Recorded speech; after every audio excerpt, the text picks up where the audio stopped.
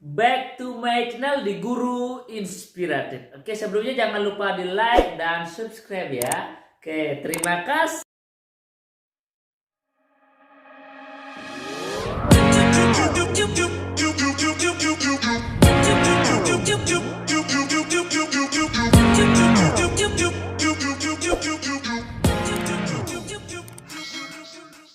Hai, salam inspiratif. Oke, hari ini kita akan berbincang-bincang terkait dengan apa saja tugas fungsi seorang bendahara. Pasti teman-teman seperti juga saya pasti mengalami ditunjuk oleh kepala sekolah ataupun hasil rapat dewan guru atau rapat sekolah, ditunjuklah kita sebagai bendahara sekolah. Padahal kita nggak tahu apa tugas kita. Nah, hari ini saya akan berbincang-bincang ya. Nanti kalau kurang lebih kita akan saling berbagi. Silakan tulis di kolom komentar tugas-tugas yang lain. Karena tugas bendahara itu cukup berat. Ya, beratnya gimana? Tugas bendahara itu tidak pernah berhenti. Kenapa? Seperti saya bilang, ketika TW1 selesai atau tahapan 1 selesai, kita akan muncul tahapan kedua selesai, muncul tahapan 3, sehingga kita coba bisa rehatnya cuma bulan pertama saja ya, Januari di tahapan 1 dan bulan pertama di tahapan 2 itu masih bisa lah kita santai. Kalau udah bulan-bulan terakhir kita akan lebih sibuk karena kita harus menjilid dan sebagainya. Namun itu akan bisa terlalui dengan baik ketika kita bekerja ataupun mengerjakan sesuatu dengan hati atau dengan keikhlasan ya. Kalau kita ada ikhlas, pekerjaan apapun menjadi lebih gampang. Nah, TU atau tata usaha seharusnya dialah yang menjadi bendahara bos, bukan guru ya. Namun kebanyakan di sekolah itu karena kekurangan tenaga administrasi, terpaksa guru pun dicopot sebagai bendahara bos. Nah, sesuai dengan aturan, bendahara bos itu harus seorang ASN ataupun PNS dengan tujuan supaya dia konsistensi di sekolah lebih bertahan lama. Kalau dia dipilih tenaga kontrak atau tenaga pengabdi, takutnya ketika dia berhenti dan sebagainya ataupun diangkat di tempat yang lain, SPJ kita sekolah akan lebih kacau jadinya, sehingga dipilih ASN sebagai bendahara bos, sebagai penanggung jawab, karena dia akan mempertaruhkan jabatannya untuk uang negara. Nah, ini peruntuk pada guru-guru ya, termasuk juga saya yang ditunjuk menjadi bendahara, itu akan lebih berat lagi. Kenapa?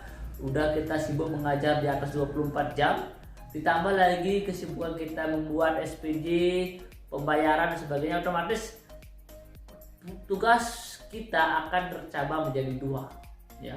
Ke guru beda, kita mengajar 24 jam ke atas, kemudian ketika kita mengajar belum ada lagi datang rekanan datang ataupun beberapa barang datang, kita harus juga turun tangan karena kita sebagai penyedia uang dan sebagainya. Barang datang kita juga harus mengecek dan sebagainya, sehingga ya jadinya kalau kita jadi guru terus menjadi bendahara bos, capek luar biasa ya. Yang kedua, jika guru menjadi bendahara bos, kelemahannya adalah ya keluarga akan terbengkalai. Kenapa? Karena kita sekolah sibuk mengajar full jam, kemudian di rumah ada pesanan buat laporan dan sebagainya, buat BKU, buat pertanggungjawaban, ngitungin pajak, selisih dan sebagainya, sehingga keluarga akan menjadi terbengkalai, body dan tubuh kita akan sedikit kurus. Ya, itu pengalaman saya yang bendahara bos itu 1 tahun dulu ya, otomatis makan menjadi tidak enak karena bercabang guru dan bendahara bos ya. Kita seri-seri ya, lagi yang teman-teman yang baru menjadi bendahara bos pasti akan mengalami hal yang sama dengan saya. Namun setelah 1 tahun terlalui, semua menjadi gampang. Coba buktikan nanti. Paling cuma 1 tahun teman-teman akan sibuk, berpikiran akan ribet. Karena kita apa? Karena kita takut melangkah, takut salah, apalagi aturan terus berubah-ubah. Aturan A muncul, kita nggak tahu dan sebagainya, kita takut melangkah, sehingga kita butuh partner untuk mendampingi kita. Sebenarnya dengan banyak kita berdiskusi dengan teman, kita buat grup WA bendahara bos kabupaten ataupun provinsi atau se Indonesia, itu akan membuka wawasan kita terkait dengan bagaimana sih tugas bendahara BOS. Nah, intinya adalah bendahara BOS adalah bagaimana mempertanggungjawabkan uang negara ya untuk bisa kita gunakan untuk kegiatan sekolah. Nah, tugas bendahara adalah sebenarnya simpel saudara, cuma memberikan uang atau transfer pesanan yang sudah dibuat oleh teman yang sudah memesan barang. Tugas saudara adalah mentransferkan uang ke, mungkin belajar melalui Sipla, kita akan transfer uang ke Sipla. Dan SPJ di Sipla udah gampang sekarang ya, tinggal kita print out. Jika rekanannya dekat, kita bisa langsung cari rekanan. Jika jauh, kita suruh rekanannya untuk mengirim yang sudah ditandatangani. Ya, sehingga saudara BOS sekarang dengan Sipla saudaranya lebih gampang, tidak susah buat SPJ yang banyak. Ya, kalau memang tidak bisa belanja melalui Sipla, kita bisa belanja langsung kan. Jika internet rusak, itu diperbolehkan di Sipla.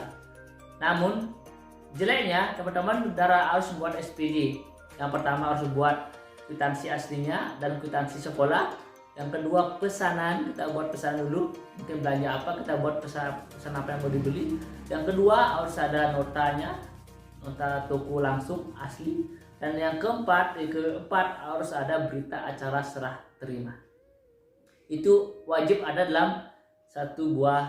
Nanti saya akan bagi di bawah Google Drive-nya SPJ apa yang perlu disiapkan ketika kita belanja langsung atau belanja luring ya, di luar jaringan. Ya, kita siapkan SPJ seperti itu. Contoh kita mau belanja ATK, kita buat pesanannya, dikirim, ada berita acara serah terima dan notanya seperti itu. Itu satu barang ya. Satu barang berarti ada 4 lembar. Kwitansi pembayaran, yang kedua pesanan, berita serah terima, yang keempat itu nota pembelajaran, itu harus asli. Sehingga kita di bendahara BOS kita akan santai. Kenapa santai? Karena kita sudah memberikan sesuatu sesuai dengan fakta. Nah, apa yang tidak boleh dilakukan bendahara adalah jangan pernah sekali-kali teman-teman itu mermarkup harga. Ya, jangan sekali-sekali. Jangan pernah bermain-main dengan uang negara. Ya, jangan. Berapapun harga sesuai dengan rekanan disepakati berapa, silahkan itu yang digunakan ya, karena uang negara itu uang yang sangat riskan. Teman-teman akan mempertaruhkan jabatan teman-teman sebagai bendahara BOS.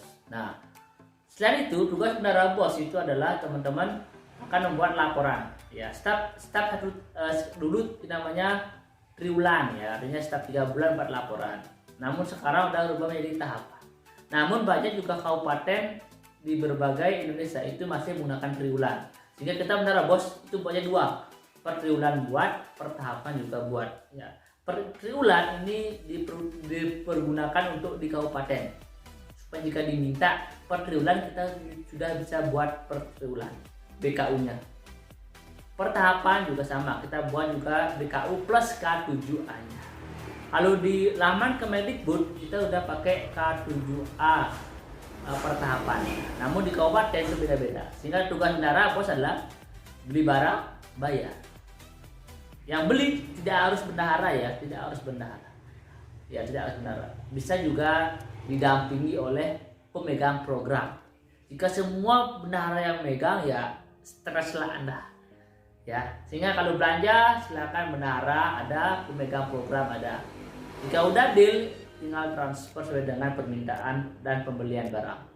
Habis itu SPJ dikumpulkan, dikasih nomor di atasnya sesuai dengan di BKU. BKU nomor 01, SPJ nomor 101. Kalau di BKU nya 02 ya bikinnya 02. Sehingga teman-teman jika ada pemeriksaan, oh ini beli barang ini, mana SPJ nya? Oh nomor di BKU nomor 25. Berarti kita lihat SPJ nomor 25. Tulis di pojok atas. Ya, sehingga kita tidak harus bongkar-bongkar yang mana. Kita udah ada kode ya di BKU atau buku kas umum udah ada kodenya 05, berarti kita harus buka SPJ-nya nomor 05 sebagainya. Nah, apa-apa yang perlu disiapkan oleh bendahara BOS, yang pertama pasti namanya BKU, buku pembantu kas dulu ya, pembantu kas atau buku kas umum itu wajib ada ya. ya pasti kita buat kan, nggak mungkin nggak. Kalau di Arka sudah langsung jadi ya, namun kita juga harus buat secara manualnya. Buat secara manual dulu, nanti baru kita masukkan ke Arka, sehingga kita miliki dua data. Ya, namun usahakan keduanya itu sama, jangan sampai ada perbedaan antara BKU dengan yang buat manual dengan yang di Atkas. Ya, usahakan sama. Kita juga ada buku pemandu pajak apa yang kita udah bayar juga ada laporannya. Buku pembantu bank, kita juga ada berapa di bank tunanya, kita juga punya secara manual. Ya, yang terakhir juga ada namanya BOS 9, artinya belanja modal. Ya, belanja modal itu wajib ada namanya BOS 9 ya. Itu wajib ada. Tujuannya adalah kita mencatat berapa barang yang kita belanja termasuk belanja modal. Karena itu harus bertahan 5 tahun ya barangnya itu. Wajib bertahan 5 tahun. Sehingga kita jika belanja modal, kita harus rawat barang tersebut jangan sampai rusak. Toh jika rusak, ya artinya mau gimana lagi. Tapi usahakan dijaga sampai 5 tahun barangnya ada. Kalau rusak sih masih mending kita bisa perbaiki. Namun kalau hilang itu yang susah. Ya karena itu udah masuk di aset barang kabupaten juga. Nah seperti itu. Oke, sekian. Saya akan buka lagi sesi kedua. Ya diskusi ya, ini saya tidak menggurui teman-teman, bukan ya. Saya di sini cuma berbagi apa sih tugas Menara BOS. Kadang-kadang jika kita mendengar Menara BOS kita udah takut duluan. Seperti juga saya ya. Jika itu baru ditunjuk jadi Menara BOS ya udah bingung luar biasa, udah takut dan sebagainya. Apalagi seorang guru menjadi Menara TU. Saya yakin di Indonesia itu banyak kok TU merangkap menjadi Menara BOS. Sehingga kalau bisa ya teman-teman, kalau bisa carilah tenaga tata usaha sebagai Menara BOS sehingga dia terfokus menangani BOS. Guru boleh itu jika memang tidak ada lagi orang yang ditunjuk. Nah kalau bisa TU ya, lebih baik TU. Nah, oke. Sekian kita sharing-sharing ya. Kadang-kadang kalau gini, kalau Menara BOS jika bekerja sendiri pasti mumet, sehingga harus saling sharing. Sehingga saya sarankan teman-teman membuat grup di kabupaten dulu ya, jangan jauh-jauh dulu sampai ke luar. Usahakan di kabupaten teman-teman ataupun di kecamatan teman-teman udah dibentuk grup WA masing-masing.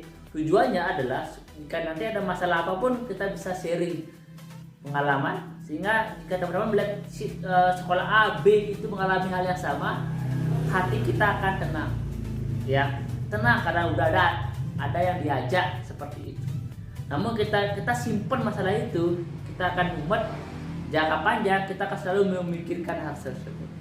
Oke, pesan terakhir saya adalah semangat berjuang pada para pejuang atau para pendekar Menara BOS untuk bekerja secara ikhlas, bekerja secara santuy ya, santai bro. Kenapa kalau kita bekerja secara berusukan itu ya kita takut sendiri. Sehingga kerja dengan hati-hati, ikuti juknis BOS yang benar, baca aturannya. Ketika itu kita baca, kita ikuti juknis itu, otak dan hati kita akan santai. Namun jika kita bekerja tanpa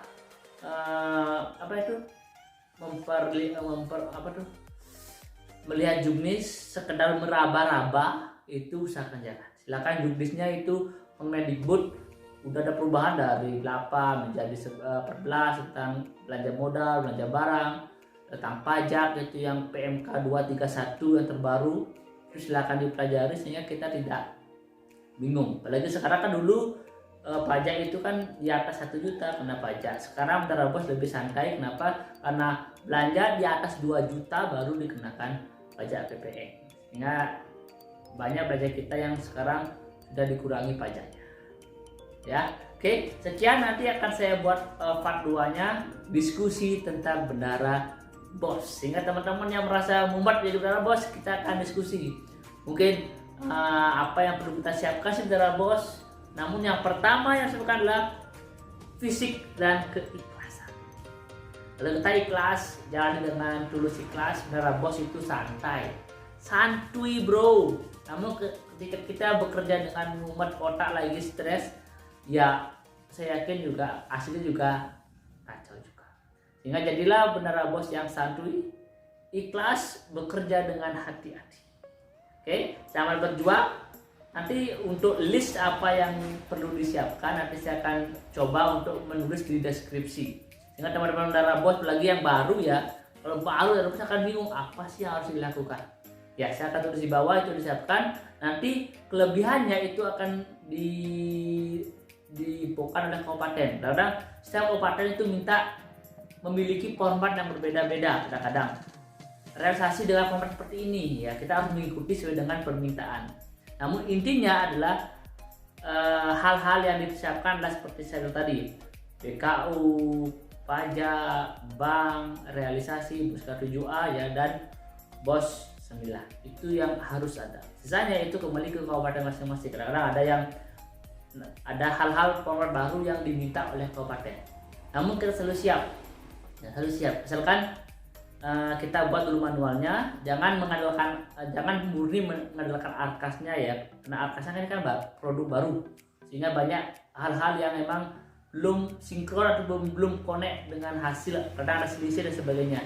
Tetap kita membuat yang manual ya, cara yang manual kita buat ya, arkas kita juga kerjakan. Jika ada selisih kita cari gimana kelemahannya. Jika emang kesalahannya ada di arkas, berarti kita tunggu updatean terbaru, mungkin ada penyempurnaan dan sebagainya. Oke, selamat bekerja untuk Mendara Bos. Saya yakin kalian bisa.